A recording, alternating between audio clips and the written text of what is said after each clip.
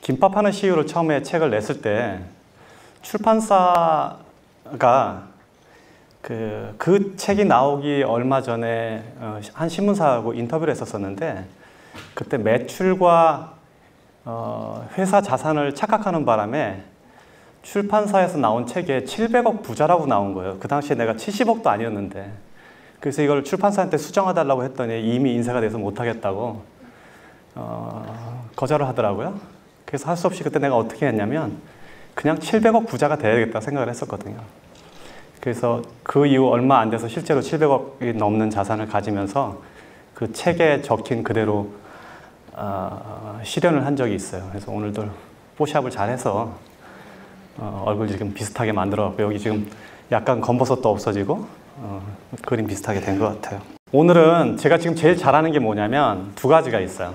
이건 자랑 같긴 한데, 하나는 돈 버는 거예요. 그리고 또 하나는 사장들 가르치는 일을 해요. 지금 아마 여기도 지금 제가 가르친 제자들이 되게 많이 와 있는 것 같은데, 국내에 한 벌써 거의 1000여 명 넘는 그 사업가 제자들을 제가 두고 있어요. 왜냐하면 사장들은 사실 선생을 둘 수가 없어요. 구조적으로. 왜냐하면 사장이나 직책 자체가, 사장을 해본 분은 알겠지만 사장은 선배, 사수가 없습니다. 직장 내에 사수가 있을 수가 없어요. 그래서 매번 실패하고 넘어지고 물을 데가 없고 이런 일을 하는데, 저는 이제 좀 해외에 있기도 하고, 저는 또 자수성가한 사람으로 한 사람부터 직원이 한 명 있을 때부터 굉장히 많은 직원을 함께 일할 때까지 회사 전체를 지켜와 봤기 때문에 사장들을 가르치는 데 굉장히 적합화된 형태에 있다고 믿어져요. 그래서 굉장히 많은 사장들을 지금 가르치고 있는데, 이러다 보니까 아무래도 돈 얘기를 많이 할 수밖에 없어요. 그래서 오늘도 여러분들은 돈의 세계로 여러분들을 데려가겠습니다. 우리는 보통 돈을 많이 벌면 부자가 되는 줄 알죠? 그게 일반적으로 사람들이 생각하는 방법이에요. 돈을 많이 벌어야지 부자가 되는구나 라고 생각을 해요. 근데 실제로는 제 주변에 부자 거지들도 엄청 많아요. 몇 가지 돈에 대한 오해하고 있는 다른 능력들이 있어요. 첫 번째는 돈을 버는 능력, 돈을 모으는 능력, 돈을 쓰는 능력, 돈을 불리는 능력, 유지하는 능력. 이것은 다 각기 다른 능력이에요. 이게 각기 다 다른 능력이라는 걸 이해해야 돼요. 그래서 돈만 많이 벌면 부자가 되는구나 라고 생각하는 사람들은 그 돈을 유지할 수 없게 돼요. 불릴 수도 없게 돼요. 그래서 이게 각기 다 다른 능력이라는 것을 먼저 이해하셔야 돼요. 그리고 돈을 많이 벌면 행복할까요? 내가 원하는 대답이 이게 아니었는데. 돈을 많이 번다고 실제로 반드시 행복하지는 않아요. 그거는 사실이에요. 그런데 이거는 비유를 하자면 기름진 밭에 뿌려진 씨앗 같아요. 여기서 기름진 밭은 돈을 말하고 씨앗은 행복을 말해요. 그래서 우리가 씨앗을 갖다가 기름진 밭에다 뿌리면 100개를 뿌렸다고 치면 굉장히 많은 씨앗이 나올 거예요. 반대로 밭이 좋지 않은 밭에다 씨를 뿌리면 상대적으로 100개 중에 아주 안 나오진 않아요. 한두 개씩 나옵니다. 그렇지만 상대적으로 숫자가 적을 뿐이에요. 그래서 돈이 많으면 일반적으로 행복을 유지하는 데 굉장히 유리해요. 그리고 여러분들이 갖고 있는 걱정을 지금 가만히 계산해 봐요. 여러분들 안에 지금 수많은 걱정들이 있을 거예요. 현재 가족관계부터 시작해서 지금 실제 재정 문제, 미래에 대한 거, 그 다음에 주변에서 자기가 생각하는 이상과 다른 여러 가지 고민들이 있을 거란 말이에요. 이 고민들을 돈이 얼마 있으면 해결될 수 있을까 하고 다시 되돌아보면 상당히 많은 부분들이 돈이 이거를 해결하고 있다는 걸 알 수 있어요. 돈은 중력과 같아요. 중력이 뭔지 알아요? 중력은 무게가 무거우면 무거울수록 주변에 다른 거를 끌어들이는 힘이에요. 그러니까 지금 지구가 달을 끌어들여서 돌고 있게 하고 태양이 지구를 끌어들여서 주변에서 돌고 있게 하는 힘이 중력이에요. 그래서 돈도 똑같아요. 중력이, 즉 돈이 많으면 많을수록 다른 돈을 끌어들이고 그 돈의 무게감이 크면 클수록 다른 돈을 끌어들이는 힘을 갖고 있어요. 보통 돈을 보면 돈이, 여러분들 예를 들면 이렇게 얘기를 합시다. 내가 지금 10억을 벌고 싶다. 10억을 목표를 세웠어요. 그럼 매 1억을 지금 모아간다고 가정을 해요. 열심히 일하고 혹은 사업을 해서 1억을 모았어요. 그럼 그 다음 또 1억을 모으고 1억을 모으고 이렇게 해서 계속 10억까지 갈 거 아니에요. 근데 이제 보통 사람들이 생각하는 돈의 개념은 첫 번째 1억을 모을 때 이 1억을 모으기 위해서 들어간 노력의 총합이 예를 들면 100이라고 가정을 합시다. 그럼 두 번째 1억을 모을 때 또 100이 들고 세 번째 1억을 모을 때 또 100이 들고 해서 전체 1000이 들어가야지 10억을 모은다고 이해를 해요. 통상적으로. 근데 그렇지가 않아요. 돈은 중력이 있기 때문에. 그래서 돈은 처음에 1억을 모을 때 100의 노력이 들어갔지만 두 번째 1억을 모을 때는 90이 들어갈 수 있어요. 그 다음에 세 번째 1억을 모을 때는 80이 들어가요. 같은 방식으로 계속 이어지다 보면 나머지 9번째, 10번째에서는 10의 노력도 안 들어도 돈이 느는 거예요. 이게 돈이 갖고 있는 중력의 힘이에요. 그러면 이거를 숫자로 계산하면 제 느낌은 어떠냐면 1, 2, 3, 4, 5, 6, 7, 8, 9, 10 이렇게 돈이 늘어나는 게 아니라 1, 2, 4, 8 순식간에 10 이렇게 되는 거예요. 그러니까 그렇게 돈이 늘어나는 거예요. 그래서 돈과 중력은 동일한 형태를 유지하고 있다. 이게 돈의 속성 중에 하나예요. 이해를 해야 돼요. 그래서 여러분들이 어떤 사람들은 굉장히 청년들 중에 보면 막 100억, 1000억 이런 소리 하잖아요. 그럼 그게 굉장히 큰 돈 같지만 실제로 1억, 2억 하는 순서로 따지면 한 7번, 8번 대곱하기 하면 거기까지 가는 거예요. 그리고 사업도 실제로 그렇게 커져요. 제가 매장 하나를 가지고 매장 300개 열 때까지는 몇 년이 걸렸는데 그 다음 300개는 언제 했는지도 몰라. 원래 순서가 그렇게 돼요. 그 자체가 힘을 갖고 있기 때문에. 자, 그래서 돈은 중력과 같다라고 이해를 하셔야 돼요. 두 번째, 돈은 인격체예요. 인격체라는 말은 이제 person, 인격이라는 말인데 인격체라는 거는 스스로 존재하고 생각하고 개별적 실체를 가지는 것을 인격체라고 그래요. 무슨 소리야? 돈은 형체도 없고 생각도 없고 그냥 가치만, 사람들이 생각해 놓은 가치만 있고 숫자로 보여지는 건데 이게 무슨 인격체냐라고 생각을 한단 말이에요, 흔히. 그렇지만 여러분들은 오늘 이 저녁부터는 돈을 인격체로 받아들여야 돼요. 일반적으로 이미 사람이 아닌데 사람으로 불리는 게 이 세상에 굉장히 흔해요. 지금 이 CGV는 법인이에요. 법인. 여기서 인은 사람을 말해요. 회사, 인간. 그래서 법적으로는 법인체는 인간과 똑같은 대우를 받아요. 고소도 할 수 있어요, 여러분들을. 법인인데, 사람이 아닌데. 그러니까 인격체예요. 돈도 인격체로 받아들이세요. 그렇게 이해를 하셔야 돼요, 돈을 벌려면. 자, 인격체란 뭐냐? 인격체로 돈을 이해하면 돈은 어떤 형태로 보이냐? 여러분들이 돈을 보는 시각이 완전히 바뀔 거예요. 그러면 큰 돈은 어른이고 작은 돈은 아이가 되는 거예요. 돈은 감정을 가졌어요. 돈은 생각을 해요. 그리고 또 돈은 자기가 좋아하는 데가 있고 싫어하는 데가 있어요. 그리고 돈은 헤어지는 것을 싫어하고 함께 모여있는 걸 좋아해요. 돈은 그래서 몰려다녀요. 이런 특성들을 고려하면 돈은 인격체예요.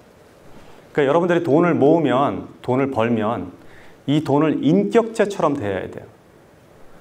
작은 돈을 함부로 하면, 바꿔 말해서 어린아이를 함부로 하면 그 엄마가 우리 가게에 올까요? 아니면 그 엄마가 내 친구가 될까요? 안 오지, 싸우잖아. 그리고 밖에 가서 소문낼 거 아니에요. 그러니까 잔돈을, 작은 돈을 함부로 낭비하면 큰 돈을 모을 수 없는 것은 당연한 이치예요. 그리고 돈은 감정을 가졌어요. 그래서 여러분들이 돈을 벌었는데 이 돈을 아무 데다 함부로 쓰잖아요.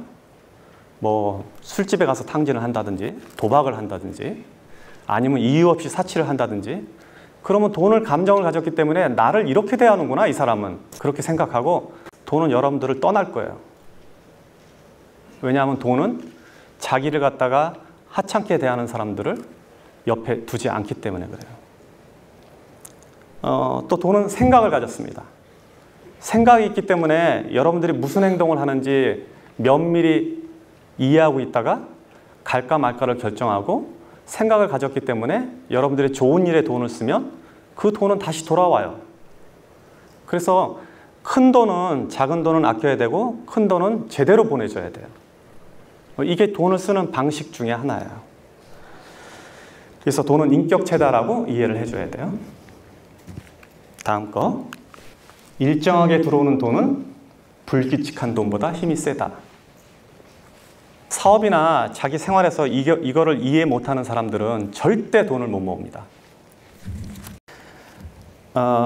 일정하게 들어오는 돈은 일정하게 들어오는 것 자체가 어마어마한 힘이에요. 아까 내가 중력 얘기했죠. 중력. 그럼 중력은 그러니까 큰 돈은 상대적으로 작은 돈보다 중력이 셀 거예요. 그런데 일정하게 들어오는 돈은 한 번에 몰려다니는 돈보다 힘이 세요. 무슨 얘기냐면 매달 100만 원씩 버는 사람은 한 번에 1년 내내 굶다가 어느 날 1000만 원 버는 사람보다 힘이 세다는 얘기예요. 이거를 캐시플로우라고 얘기해요. 일정하게 물이 들어오는 거. 자, 우리 지금 비 안 와갖고 막 난리인데 비가 일정하게 골고루 오면 곡물도 자라고 우리가 온도를 유지하거나 세상을 사는데 편리한데 만약에 한 번에 비가 몰아서 오면 어떻게 될까요? 연량 강수량이 200mm밖에 안 되는데 1년 내내 안 오다가 200mm 한 번에 와. 이러면 우리 풍수로 죽게 되는 거예요. 돈도 똑같은 거예요. 그래서 돈을 어디 가서 일당으로 돈이 많이 버는 사람들 있죠. 뭐 기계 고치고 뭐 설비해갖고 하루에 30만 원, 50만 원 버는 사람들 돈을 못 벌게 돼 있어요. 그 구조적으로. 그렇게 하루 일당씩 보면 30일이면 얼마 이렇게 계산하면 여러분 수입보다 몇 배 되는 것 같지만 실제로 그런 사람들은 일정하게 돈이 들어오지 않기 때문에 그 돈을 모을 능력이 사라져 버려요. 사업도 마찬가지예요. 매출이 주말에 500만 원 오르는 거 아무 의미 없어요. 매일 100만 원 오르는 게 더 좋은 거예요. 왜냐하면 일정하게 들어오는 돈은 그 돈 자체가 강력한 힘을 갖고 있어요. 그래서 우리도 예를 들면 이렇게 사람들이 많은 데 가면 경찰 몇 명이 군중 전체를 통제할 수 있죠. 그 통제할 수 있는 힘이 뭐예요? 그거는 조직화되어 있기 때문에요. 우리는 조직이 안 돼 있는데 경찰들은 조직화되어 있고 명령 체계화되어 있기 때문에 수많은 군중을 통솔할 수 있다고요. 그러니까 일정하게 들어오는 돈은 조직화된 돈이라고 봐야 돼요. 그래서 그 돈은 다른 돈들을 이겨요. 더 큰 돈, 목돈 2천만 원, 3천만 원 들어오는 거 아무 의미 없어. 매달 100만 원, 200만 원 버는 게 아주 무섭고 중요한 돈인 걸 알아야 돼요. 고생해서 번 돈은 공짜 돈보다 힘이 세다. 이거는 좀 이해하기가 쉬운데 돈은 같은 100만 원이라도 혹은 같은 1000만 원이라도 그 숫자는 가치는 지금 현재 보여지는 가치는 동일하더라도 그 돈이 벌어진 과정에 따라서 그 돈의 무게가 틀려져요. 여러분들이 고생해서 벌은 돈은 돈의 가치가 무게가 100kg라 그러면 누가 준 돈은 1kg도 안 되는 거예요. 그래서 가볍게 날아가요. 이치를 아시겠죠? 그런 돈은 그냥 흩어져 버려요. 복권에 당첨됐다든지 갑자기 사업을 해서 돈을 벌었다든지 혹은 누가 줬다든지 유산으로 받았다든지 땅값이 갑자기 올라서 떼부자가 됐다든지 이런 사람들의 돈은 같은 1억이라도 내가 벌어서 꾸준히 모아서 적금 들어서 벌은 돈이라고는 전혀 다른 가치를 갖고 있는 거예요. 그래서 고생해서 번 돈은 공짜임보다 그 힘 자체가 그리고 그 중력 자체가 전혀 다른 역할을 하고 있어요. 사실 성공이라는 거는 한 사람의 성공은 그 이면에 굉장히 많은 사람의 슬픔과 고생을 바닥에 두고 있어요. 돈은 몰려다니기 때문에. 그래서 성공한 사람들이 하는 실수가 뭐냐면 지금 이런 거를 잘 지키지 않는 게 보통 성공한 사람들이 흔히 하는 실수예요. 제가 성공이 근본적으로 많은 슬픔과 불행을 깔고 있다는 얘기는 뭐냐면 그 깔은 자체가 마치 가시처럼 이렇게 앉아 있거든요. 그래서 그 가시를 다독이지 않으면 결국 가시는 내 몸을 찔러서 돈을 많이 벌어도 다시 돈을 흩어지게 만드는 힘을 갖는다고요. 그래서 이런 원리들을 이해해야지 우리가 돈을 모으고 관리하고 유지하고 더 확장해 나갈 수 있는 거예요. 그래서 여러분들은 성공하고 나면 혹은 성공하기 전에 이 원리를 이해해야 돼요. 이 원리를 이해하지 못하는 많은 창업가들, 사업가들 혹은 젊은 친구들이 사업에 나가서 많은 돈을 벌었을 때 불과 몇 년 만에 혹은 순식간에 다시 바닥으로 내려앉는 것은 당연한 이치예요. 남의 돈을 대하는 태도가 내 돈을 대하는 인격의 근본이다. 친구들끼리 회비를 모았는데 회비를 모아서 어떤 일을 할 때는 내가 평소에 하는 소비보다 더 아까워지 않고 소비를 한다면 이거는 남의 돈을 대하는 태도가 옳지 않음으로 인해서 결국 내 돈을 대하는 태도를 무시한다는 걸 이야기할 수 있어요. 내가 살 때는 내 돈을 쓸 때는 친구의 저녁 자리에서 내가 돈을 낼 때는 사이다 하나 더 주문하는 거, 술 한 병 더 주문하는 게 신경이 쓰이는데 친구가 저녁 산다고 그럴 때는 고기 2판 시키고 뭐 소주 시키고 막 시키잖아요. 그렇게 만약에 대한다면 그 사람은 남의 돈을 대하는 태도가 옳지 않다는 거예요. 결국 그거는 자기 자신이 갖고 있는 돈을 대하는 태도와 동일해져요. 그래서 이런 사람들은 돈에 존중을 못 받게 되는 거예요. 그래서 공공물품이라든지 여러분들이 어디 나가서 세금으로 어떻게 마련한 뭐 시설물, 형태, 서비스 이런 것조차도 이게 공공자산이면 결국 그 안에 내 돈도 있고 남의 돈도 있잖아요. 남의 돈을 존중하는 태도가 자신의 돈을 존중하는 태도와 동일해져요. 뭐 딱히 그런 건 아니지만 예를 들면 미국의 사업가들은 주식회사로 회사를 움직인다 그러면 그 주식회사의 자기 지분만큼 다른 사람들의 지분이 있다는 걸 이해하기 때문에 사적인 재산과 사적으로 회사 일을 쓸 때와 공적으로 쓸 때 구분을 굉장히 명확하게 하는 편이에요. 그런데 여기서 회사를 운영하는 사람들 중에 상당히 많은 사람들은 회사에 불과 몇 프로의 지분을 갖고 있고 사장이긴 해도 이 전체를 자기 재산으로 이해를 한다고요. 그런데 여러분들은 그런 사람을 나무라는데 보통 우리들도 흔히 일상에서 그런 실수를 저지르게 된다고요. 그래서 남의 돈을 대하는 태도는 꼭 내 돈을 대하는 태도와 동일하다고 이해를 하셔야 돼요. 이거를 조금 더 설명하면 이제 수학이론이라고 나오는데 제가 책에 쓴 글이에요. 여러분들이 저보다 책을 더 잘 알더라고. 뭐 공부한 사람도 막 앉아갖고 몇 페이지에 뭐 있다고 막 얘기하는데 사실 저는 쓸 때만 기억했지 지금 제가 그 이후로 읽어본 적이 별로 없거든요. 제 화장실에다 놓고 내가 가끔 읽어요. 그리고 또는 여러분들이 쓴 글 중에 누가 옮겨놓은 거 보면 야 이걸 글 잘 썼다 그러고 알고 보면 내 글이더라고. 그래서 여러분들이 더 이해를 잘할 텐데 이제 수학 이론을 조금 설명할게요. 수학이라는 건 뭐냐면 이 사람이 부자가 되는 과정을 제가 유추해서 설명한 글이에요. 책에 너무 잘 나와서 내가 책을 오히려 더 왜곡할 수도 있을 것 같아서 지금 겁이 나는데 수각이 크다는 건 수각이라는 거는 물을 받는 돌이거든요. 절에 가면 많이 있어요. 물이 그 안에 흘러 들어오면 그 흘러 들어온 물을 모았다가 일부를 내보내고 계속 모을 수 있게 하는 구조인데 우리가 저런 돈의 철학을 잘 이해하지 못하면 수각 자체가 없어져요. 그러니까 그 돌그릇 안에 그릇 자체가 작아져서 돈이 모아지지 않는 형태를 말해요. 그래서 돈에 대한 이해를 저렇게 명확하게 하면 수각이 크기 때문에 항상 돈이 들어오고 항상 큰 돈이 내 안에 남아있단 말이에요. 이 가치를 유지할 수 있는 게 바로 지금 제가 말한 몇 가지 원리예요. 지금 이렇게 돈에 대해서 이야기를 하면 여러분들은 어떻게 그럼 현실적으로 물어볼 거예요. 어떻게 돈을 벌어야 될까라고 고민해보죠. 돈에 대해서 질문을 해봐요. 한번. 여러분들이 갖고 있는 고민을 한번 얘기해 봅시다. 내가 이거를 바탕으로 한번 설명을 해볼게요. 구체적으로. 네, 얘기해봐요. 제가 수학이론 말씀하신 거에 너무 많은 영감을 얻어서 굉장히 회장님 자료를 많이 보려고 노력했었어요. 근데 저 스스로 제 수학이 너무 작았던 거예요. 근데 그 키우는 과정이 지금 있는데 제가 벌어서 저는 식구들이랑 많이 같이 공부하고 있어요. 가족을 부양하는 거예요 지금? 부양 하여튼 일부 책임을 지고 있는 거예요. 책임이 어느 정도 일부가 있는데 이걸 많이 느끼기에는 제가 계속 일해 오면 발전이 없을 것 같아요.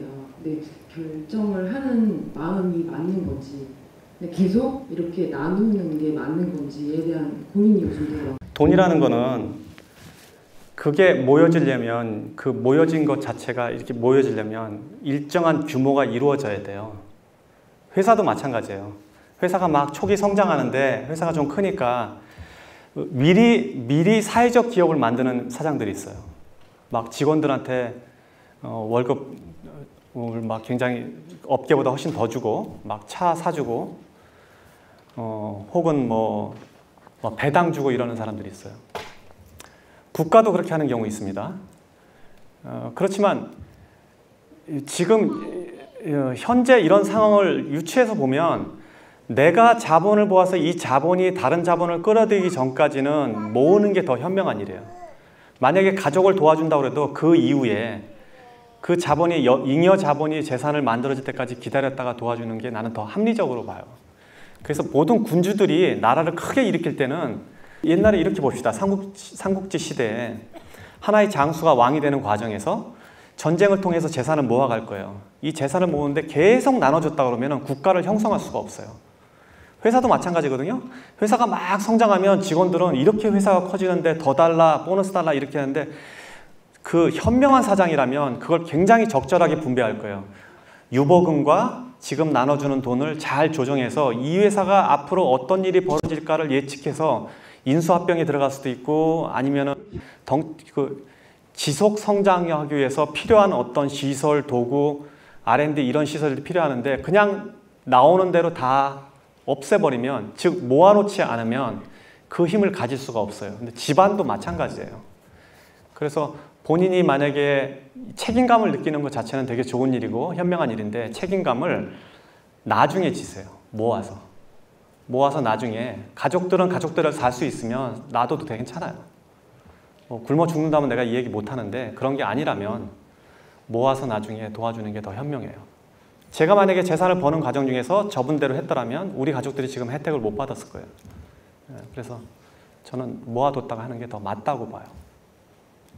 제가 사회 초년생이거든요. 그래서 회사에서 돈을 받으면 일정 부분 적금을 넣고 나머지는 저를 위해서 쓰는데 소비는 줄이려면 줄일 수 있는데 저를 위한 투자라던가 저의 가치를 올리는 것들을 쓰다 보면은 좀 되게 많이 썼다 싶기도 하고 그런 거에 소비를 하다 보면 돈을 못 모으는 것 같은 느낌이 되게 강해지더라고요. 어느 정도 모았다는 느낌이 들면 그런 데에 써버리고 이런 게 반복돼서 어느 정도 비율에 맞춰서 돈을 써야 할지 그 부분에서 조금 질문드리고 싶습니다. 예, 앉아도 돼요.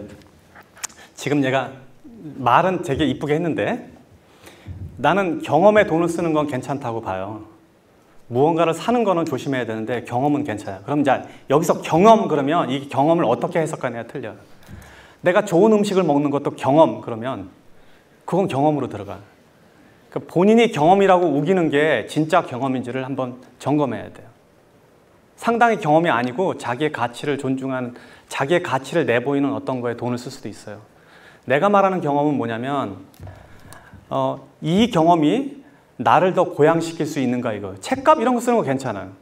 자, 소비 수준이라는 거는 내가 사는 거는 내가 어떤 소비를 한다 그러면 이게 내가 필요한 건가 아니면 그냥 필요한 것이 아니고 그냥 욕구인가를 구분해야 돼요. 특히 자산이 모아지기 전까지는. 저는 이걸 어떻게 계산하냐면 월급 생활자들은 예를 들면 여러분들의 소득보다 반인 사람이 쓰는 것과 똑같이 한다 그러면 맞을 것 같아요. 보통 사업가들은 내가 25%만 쓰라거든요. 만약에 내가 어느 사업에 한 100억 정도의 단계에 있는 어떤 동료들의 사업가가 쓰는 생활 소비 수준이 있다면 나는 그보다 25%에 맞춰서 사는 게 맞아요. 그렇게 유지해 가는 거거든요. 지금처럼 저렇게 월급 생활자인데, 그러니까 지금 아까 자본이 일정하게 모여서 이 자본이 다른 자본을 만들 때까지 여러분들이 언제 일을 그만둘 수 있는지 알아요? 월급 생활자들은? 여러분의 월급이 만약에 200만 원이라면 한 달에 200만 원 정도 돈이 나오는 어떤 구조까지 갈 때는 돈을 모아야 돼. 그럼 200만 원 정도 나오는 부동산을 사려면 부동산이 얼마일까? 계산해 본 적 있어요? 한 4억짜리? 5억짜리? 오피스 콘도 뭐 혹은 뭐 건물 이런 거 사면 약 200만 원 될 거예요. 그러니까 그때까지는 돈을 모아야 돼. 그러면 나는 평생 일 안 해도 되는 거지. 아니면 그 반만쯤 모으면 반만 일해도 되는 거고. 그렇게 돈을 모아는. 그리고 월급 생활자가 5억을 어떻게 만들어? 아까 말한 대로. 5억 만들려면 처음 만들어야 되니까 1억 먼저 만들어야 되고 1억 만들려면 1,000만 원 먼저 만들어서 그렇게 씨앗처럼 모아서 거기까지 가야 돼. 그거 가는 거 생각보다 빠른 거 아니에요. 해보면. 막상 해보면 별거 아니에요. 왜냐하면 자본 자체는 자본이 자본을 불러들이기 때문에 복리로 늘어나기 때문에 가능해진단 말이에요. 그러고 나서 200만 원 정도, 300만 원 정도의 월세가 나올 정도 되면 그 정도의 소비 수준만 유지하면 평생 일 안 해도 되는 거잖아. 그 구조로 가는 거예요. 전부 다. 부자라는 거는. 그걸 이해하지 못하면 계속 똑같은 생활을 하는 거죠. 그래서 처음에 그렇게 하면 안 돼. 처음에 되게 잘 모아야 돼. 악착같이 모아야 돼. 돈을 정말 많이 버는 사람들을 보면은 그런 기업들은 대부분 투자를 또 많이 받았고, 제가 지금 지내고 있는 사무실에도 워낙 투자받은 그런 스타트업 기업들이 많다 보니까 한편으로는 부러운데 그거를 못하고 있는 건 아닌가라는 생각이 들어서, 사실 이건 케바케로 케이스 바이 케이스로 1대1 상담을 받아들일 수 있는 문제이기도 하지만, 이 투자에 대한 장단점의 이런 점들이 어떤 사업에 대한 업종에 따라 갈리는 건지, 아니면 대표의 역량 또는 경험, 아니면 그 사업의 시점에 따라서 투자에 대한 장단점에 대해서 고민을 해야 되는 건지 참 이건 가장 고민이 돼서. 그러니까 투자를 받는 이유는 뭐냐면요. 흔히 두 가지로 나눠요. 지금 회사가 급격하게 성장하는 게 보이는데 자본이 모자란 경우에. 그래서 자본이 투입되면 순식간에 회사를 할 수 있는 경우가 투자가 되고, 혹은 내 자본을 가지고 안 하려는 사람들은 투자를 받아요. 그 둘 중에 하나라도 해당이 된다면 그러니까 그 둘 중에 해당이 된다면 투자를 받아야 되는 거예요. 나는 내 돈 갖고 장사하고 싶지는 않아. 내 돈은 놔두고 남의 돈으로 사업할래. 그런 마음이 있다면 투자 받아야 돼요. 혹은 내가 이게 너무 아이디어가 좋아서 빨리 돈을 가지고 이거를 확장해야 되겠다. 순식간에 막 한국 전체에다 뿌려야 되겠다. 이런 경우 투자 받아야 돼요. 왜냐하면 자본을 모은 데까지 시간이 걸리니까. 근데 그 두 예가 아니라면 나는 투자는 절대 받지 말라고 얘기해요. 아까 말한 대로 켈리처럼 자기 결정권이 흔들리면서 속도가 떨어질 수도 있고, 저 역시도 마찬가지로 내가 만약에 투자를 받았다면 이런 빨리 의사결정을 하면서 회사를 키울 수 없었을 거예요. 그래서 나는 가능하면 창업자들이 투자를 받는 거는 나중에 그 과정에 가거나 상장할 때 얘기해요. 너무 여러분들은 투자를 쉽게 얘기하고, 그리고 거기에 이제 이거는 지금 이 시간에 다 얘기할 수 없어서 내가 이건 사장과 수업 때 얘기를 하는데, 투자라는 건 투자를 해주는 사람과 투자를 받는 사람이 투자에 대한 일정한 정도의 교육 수준이 있어야 돼요. 그걸 바라보는 시각이 똑같지가 않으면 투자 자체는 항상 싸움이 되거나 소송이 되거나 회사가 뺏기게 돼요. 그래서 여러분들한테 좋은 일이 별로 없어요. 그래서 투자는 투자를 하는 사람이, 투자를 받는 사람이 투자에 대한 동일한 이해 개념이 생길 때까지 공부가 끝난 사람들끼리 해요. 예를 들면 저한테 투자를 해달라고 오는 사람들이 꽤 있는데, 젊은 친구들도 많고. 그래서 제가 물어봐요. 네 회사가 그러면은 가치가 얼마야? 잘 모르겠는데요. 그냥 5억만 저한테 주시면 제가, 그럼 내 지분이 얼마냐고 도대체. 그러면은 이게 무슨 얘기인 줄 알아요? 이 친구하고는 이런 얘기를 할 수 있는 상황이 아니구나. 투자를 받고 서로 주고받을 상황이 아니라, 그 아이디어가 아무리 좋아도 필요가 없다고요. 그래서 그렇게 쉽게 투자 얘기를 하는 건 아니고, 투자는 더 공부를 하고 기업가 수준에 갈 때 얘기를 해야 돼요. 지금 소형업체에서는 투자하는 거 겨우 다 뺏어가는 꼴이 돼요. 네. 예, 안녕하세요. 서울에 사는 정성원이라고 합니다. 저는 와이프와 함께 조그만 디자인 사업체를 운영을 하고 있는데요. 법인 사업체도 50대 50의 지분을 가지고 있습니다. 와이프하고? 예. 와이프는 감성적인 부분을 담당하고 있고, 저는 회계나 이런 관리적인 이성적인 부분을 담당하고 있는데요. 문제는 저는 김승호 회장님의 돈에 대한 철학에 100% 공감을 하고 그렇게 살려고 노력을 하고 있는데, 와이프는 정확히 정반대의 삶의 태도를 하고 있다는 겁니다. 와이프가 여기 같이 와 있어요?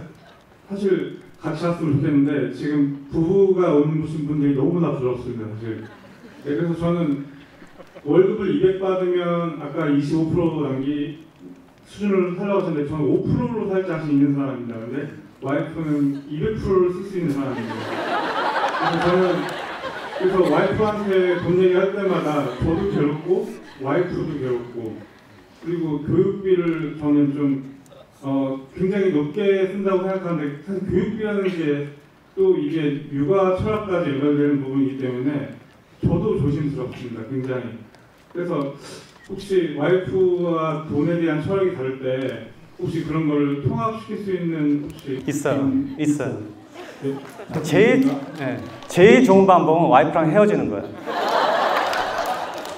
근데 헤어지지 못하겠다 그러면 사업을 헤어져야 돼. 근데 사업도 같이 할 수밖에 없다 그러면 어떻게 해야 되냐면 지금 본인이 잘못하고 있는 거예요. 무슨 얘기냐면 나는 5%로 살 수 있는데 와이프는 200% 쓴다. 그 5%로 살 수 있다는 건 사실일 거예요. 200% 산다는 거는 과장이에요. 결국 나는 검소하다고 생각하는데 그 검소함이 남한테 강요되면 인색함이 돼요. 절대 그렇게 하면 안 돼. 나는 그냥 5%를 지켜. 근데 와이프는 다 써도 그냥 놔둬야 돼요. 그렇게 해야지 공존하는 거예요. 그래서 자기의 가치를 그게 와이프더라도 그 가치를 거기다가 억지하면 안 되는 거예요. 나만 5% 해갖고 그냥 집에다 뭐 하든지 아니면 좀 손해보는 느낌이 있다고 헤어질 거 아니면 그냥 같이 살아야 돼요. 할 수 없어요. 여기서 칭찬받을 일 아니야, 저거 지금. 그리고 남자 사업가, 여자 사업가들은 좀 다른 얘기인데 남자 사업가한테 이거 내가 항상 하는 얘기인데 사업을 해서 돈을 벌잖아요? 그럼 사업가들은 어떻게 행동하냐면 그 돈에 이제 이익이 났어. 예를 들면 한 10억 이익이 났다고 칩시다. 그럼 그 10억 이익을 회사에다 다 재투자하거든. 100% 다 그렇게 움직여요, 다들. 사장들은. 경험이 없기 때문에. 그럼 왜냐하면 그 10억을 다시 재투자하는 이유는 뭐냐면 지금 그 돈을 어디다 투자하는 것보다 자기 회사에다 투자하는 게 이익이 제일 많거든. 회사를 키워가는 게 더 나니까. 그렇게 생각을 한단 말이에요. 근데 그건 잘못하는 거예요. 이 사람이 부부로 일을 한다 그러면 그 돈을 10억을 모을 때까지 배경을 만들어준 아내, 가족을 보호해준, 지켜준 아내가 그 지분의 반을 갖고 있는 거예요. 내가 가서 벌더라도. 그래서 그 반의 50%를 와이프한테 배당을 줘야 돼요. 생활비 다 주고 그 배당을 줘야 돼요. 그러면 5억은 집으로 가잖아요. 근데 5억을 집으로 가면 사업가는 아깝지. 이거 10억 해서 빨리 회사 키우고 싶은데. 그런데 그렇게 하다가 한번 무너지면 다시 바닥까지 가거든. 이 집안의 재산은, 사업가로서 이 집안의 재산은 그 돈이 와이프한테 옮겨간 돈이 진짜 그 집안의 재산이에요. 그래서 와이프가 그걸 관리하게 돼요. 그래서 와이프가 그렇게 5억씩 반을 배당을 받으면 남편이 밖에 가서 뭔 짓해도 상관 안 해. 근데 그렇게 안 해주잖아요? 그럼 사업을 하는 사람들은 어떻게 하냐면 직원들 챙겨야 되니까 막 직원들 차도 사줄 때도 있고 뭐 신경도 써주고 어떤 사람은 집도 사주고 뭐 또 보너스도 주고 막 이런다며요. 그 집에 가면 와이프는 괜히 이유도 없이 입만 나와 있거든. 그게 남편이 사업이 커지면 커질수록 더 힘들어질 거라고. 근데 와이프도 이게 무슨 불만인지 잘 몰라. 굉장히 뭐 생활비도 늘어나고 뭐 집도 커지고 이러는데 불만이 계속 쌓인다고요. 근데 거기에 결국 뭐냐면 이 재산의 반이 아내한테 옮겨져서 아내가 결정권을 갖게 할 때 그게 완성이 돼요. 그 조건만 몇 개 붙이면 돼. 내가 진짜 다시 망하면 다시 줘. 그리고 이 돈 나 모르게 딴 데다 쓰지 마. 좋은 데 투자해줘. 이혼하지 말자. 이 정도면 되는 거예요. 자, 아까 여자분 하기로 했지. 여기 뒤에. 네, 책을 보니까 회장님께서 내성적이고 되게 부끄러움이 많은 성격이라고 하셨는데 제가 보기에는 그래도 이렇게 많은 분들 앞에서 말씀을 잘 하시고 하는 거 보니까 저처럼 정말 내성적인 사람은 사실 이것도 굉장히 떨리고 나도 떨려 지금. 그래서 여기 지금 떨어갔거든요. 주목받고 이렇게 발표하고 하는 게 보기엔 어렵지 않게 쉽게 하시는 것처럼 보이는데요. 저처럼 이렇게 많은 분들 앞에서 얘기하거나 이렇게 나서는 거에 좀 울렁증 있는 사람한테 극복할 수 있는 그런 좀 조언이 있으면 듣고 싶습니다. 나는 내성적인 사람도 실제로 사업하는데 별로 문제가 없다고 봐요. 그 내성적인 지도자들 있죠? 이런 지도자들이 요새 세상에서는 꽤 괜찮아요. 특히 여성 사업가들도 영역을 많이 확장해 나갈 수 있는 게 현대사회예요. 옛날보다 훨씬 나아요. 왜냐하면 전에는 남자들끼리 사업할 때는 막 으쌰으쌰 술 먹고 뭐 어디 가서 골프 치고 아니면 뭐 선배 찾아다니고 뭐 형 동생 이렇게 사업을 하는데 저만 해도 그런 식으로 사업을 접근하는 사람을 완전히 배제하거든요. 왜냐하면 그건 불편해요. 뭐 아는 사람끼리 뭐 해주면 실제로 더 불편해. 그래서 일은 일대로 해주는 게 좋단 말이에요. 우리가 거래처가 되게 많은데 이 거래처가 막 그거 뭐 원가로 내주겠다 뭐 이런 소리 하면 나는 적정한 이익을 보고 효과적으로 항상 해주는 사람이 좋지. 막 내가 매일 관리 감시해갖고 어떤 때 싸우고 들어오고 어떤 때는 등치는 거 갖고 이런 거 싫거든. 근데 여자들은 그런 걸 하기에 남자들보다 더 좋은 환경이 있어요. 지금 세계가. 특히 여자들은 그런 거에 잘 남자들보다 덜 휩쓸리기 때문에 조용하고 얌전한 사장들도 일을 할 수 있어요. 우리 회사에 다 여자 사장이에요, 셋이. 제가 법인체가 8개 있는데 그중에 반이 여자 사장이에요. 품성을 그대로 유지하고서도 굉장히 좋게 사업을 잘하고 있기 때문에 지금 그런 게 받침이 많이 돼 있고 특히 여성 사업가들이 많이 나타났잖아요. 그래서 나는 여성 사업가들을 응원하는 편이에요. 그런 측면으로 보면. 그래서 뭐 내성적이라고 별로 생각할 거 없어요. 나도 내성적인데 내가 이거 강연이니까 그리고 이건 그래도 일이라고 보니까 이렇게 얘기하지. 여러분들 사적으로 만나면 내가 말 한마디 안 할 거예요. 그리고 우리 학생들도 단체로 이렇게 모아놓고 있으면 질문은 대답을 해주는데 내가 뭐 노래를 시킨다든지 아니면 뭐 내가 주목받는 자리 뭐 생일 축하 이런 거 하면 난 도망가 버리거든. 그래서 그래도 나 사업하잖아요. 여기까지 왔잖아요. 그러니까 걱정할 거 없어요. 자, 저 뒤에 또 봅시다. 네, 사업 구조를 어떤 식으로 접근을 하셔서 시장 조사 공부라는 걸 계속해야 사업 자체를 유지할 수 있고 시작하고 실패하더라도 목표까지 끌고 갈 수 있잖아요. 그래서 그런 부분에 접근을 어떻게 하셨는지 전체적으로. 자, 그거는 자기가 자기 직업을 지칭할 때 뭐라고 지칭하느냐에 틀려져요. 이게 생각의 차이예요. 내가 만약에 식당을 하나 창업한다고 합시다. 나는 요리사라고 생각하는 사람이 있어요. 그 막 요리를 굉장히 정성스럽게 하고 손님이 이걸 먹는 걸 좋아하는 사람을 감동을 받고 이런 친구들이 있단 말이에요. 자기 자신을 요리사라고 생각해요. 근데 어떤 요리사들은 자기가 매장을 열면 자기가 식당 경영자라고 생각을 해요. 그래서 요리사와 식당 경영자는 같은 요리를 두고도 해석도 틀리고 만드는 방법도 틀리고 서비스도 틀려져요. 그런데 또 다른 사람이 있어요. 내가 요리사이지만 식당을 하고 있지만 나는 경영자라고 생각하는 사람이 있어요. 혹은 나는 사업가라고 생각하는 사람도 있어요. 기업가, 엔트로프너 이렇게 자기를 어떤 자리에 자기를 놓느냐에 따라서 자기가 하는 역할 자체가 틀려져요. 저는 엔트로프너라고 그래요. 내가 직업란을 미국에 들어올 때 이렇게 여기 공항 들어올 때 직업 쓰잖아요. 엔트로프너라고 써요. 기업가라고. 기업가는 나는 외식 기업가가 아니에요. 나는 기업가라고 세팅을 했기 때문에 기업가는 어떤 기업도 할 수 있어요. 실제로 저는 금융회사도 갖고 있고 식품 유통도 갖고 있지만 구조는 사실 똑같아요. 슈퍼마켓도 옛날에 내가 운영을 해봤는데 슈퍼마켓에 물건을 집어넣고 그 물건을 진열하고 손님에게 잘 보여서 팔고 계산하고 하잖아요. 금융회사에서 펀드를 파는 것도 똑같아. 우리 회사가 펀드를 이리저리 프로그램을 만들어서 데이터를 가져다가 펀드를 만들어. 이 펀드를 어디다 파냐면 펀드들끼리 모여서 경진대회를 하거나 그런 거를 모아서 파는 협회들이 있어요. 거기 가서 우리 펀드를 자랑해요. 그건 가서 그 식품쇼에 나가서 식품을 소개하는 거랑 똑같은 거예요. 그래서 거기서 선정이 되면 각 회사, 각 매장에 진열되듯이 각 은행으로 진열되는 거예요. 그럼 사람들이 은행 창구에서 그 펀드를 사기 시작하면 그게 매출이 일어나는 거예요. 그러니까 구조는 다 똑같아. 나를 기업가로 세팅하게 되면 어떤 일을 해도 상관이 없는데 나를 요리사로 세팅을 했다면 내가 매장 하나를 가질 때 나를 요리사로 세팅했다면 지금 매장 2개쯤 있었을 거예요. 나는 기업가가 될 생각을 했으니까 식당을 통해서 돈을 버는 게 아니라 요리를 통해서 돈을 버는 게 아니라 구조를 통해서 시스템을 통해서 돈을 벌 생각을 하고 글로 갔잖아요. 그러니까 본인도 이게 내가 어떤 직업에 어떤 역할을 할 건지 이름을 정하고 나면 길이 보일 거예요. 예. 일부러 여유를 부리신 적이 있나요? 그러니까 게으름을. 네, 그러니까 진짜 사람이 게을러서 게으름을 키우는 적도 있으시고 또는 아니면 일부러 이게 일만 하면은 이게 뭐 날씨가 너무 좋은데 꼭 한번 이제 날씨 좋은 걸 누려야 될 때도 있잖아요. 열심히 하다가 그러니까 일부러 이렇게 그래. 이게 좀 이상한 질문 같은데 되게 힘든 질문이네. 우리 와이프가 나보고 어느 날 TV를 보고 앉았는데 갑자기 등을 딱 치면서 여보 일 그만해 이러더라고. 나 TV 보고 있는데. 이게 무슨 얘기냐면요. 나는 평생 사업가 추구했던 사람 중에 하나예요. 그래서 매번 실패해도 이걸로 돈을 벌 수 있을까? 지금도 이게 버릇화되어 있단 말이에요.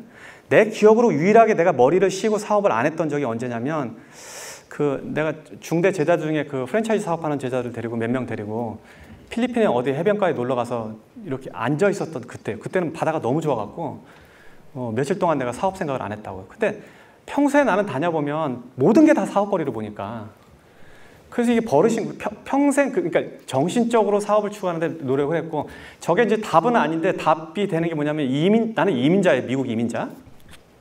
이민자로 갔을 때는 피부색도 그렇지만 영어도 모자라고 전형적으로 지금 한국에 있는 외국인 노동자와 똑같은 신세거든요. 그래서 그런 사치를 사실은 처음에 부릴 새도 없었어요. 물론 이제 시간이 조금 지나면서 뭐 낚시도 가끔 다니고 이렇게 했는데 평소에는 이게 여러분 청년들이 자꾸 실수하는 게 있어요. 이게 마중물 같은 거예요. 모든 게.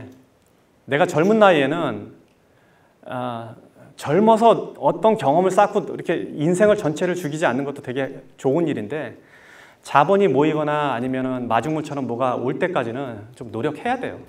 좀 유보하고 노는 게 맞아요. 그리고 그렇게 하라는 이유는 뭐냐면 젊은 친구들은 특히 내가 이 세상에서 나 스스로 존재해서 살아남을 수 있는 걸 증명해야 돼요.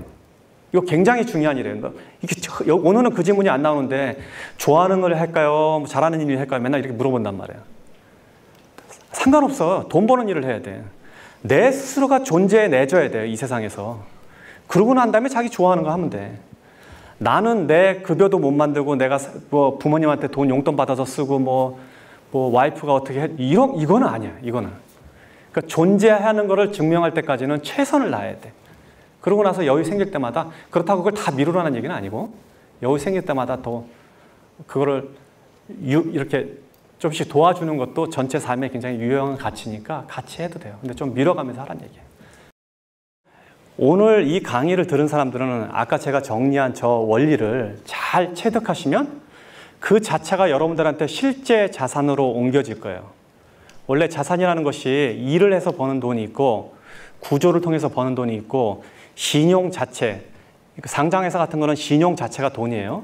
그리고 돈을 만드는 사람도 있어요. 이런 구조 안에 다 들어와 있는데 여러분들이 이 안에서 자기가 하는 역할들을 하나씩 저 틀에 따라서 따라가다 보면 여러분들 자체도 다 부자가 돼 있을 거예요. 그래서 오늘 강의는 여러분들이 실물 경제에서 실제 부자가 될 수 있는 그 팁 같은 거예요. 이런 거는 원래 잘 안 가르쳐요. 그 집안 자체가 돈에 대한 철학이나 이미 몇 대쯤 이어져서 돈을 관리하는 테크닉이 늘어난 데서만 저런 이야기를 가르친단 말이에요. 왜냐하면 저걸 가르치면 부자들은 사실은 재산이 없어지거든. 그래서 여러분들이 오늘 제가 강의한 몇 가지 툴을 잘 기억해 놨다가 이거를 여러분들의 실물 자산으로 옮겨 놓으시기 바랍니다. 오늘 여러분 늦게까지 그리고 이 자리 멀리서까지 이렇게 와주셔서 너무 감사하고 다음에 또 제가 사실은 오늘 준비한 거를 잊어먹고 못 갖고 왔는데 내가 100만 불짜리 그 돈들을 좀 나눠주려고 했는데 못 갖고 왔어요. 다음에 기회 있으면 하고 여러분들이 100만 불을 벌어서 부자는 지금 숫자로 요새 얘기할 때 보면 자기 유동자산 10억 이상 있는 사람을 보통 백만장자로 얘기를 해요. 그러니까 여러분들 모두 다 백만장자 되시기 바라고 백만장자 된 사람은 오늘 강의를 통해서 백만장자 된 사람은 나중에 저한테 찾아와서 밥 사세요.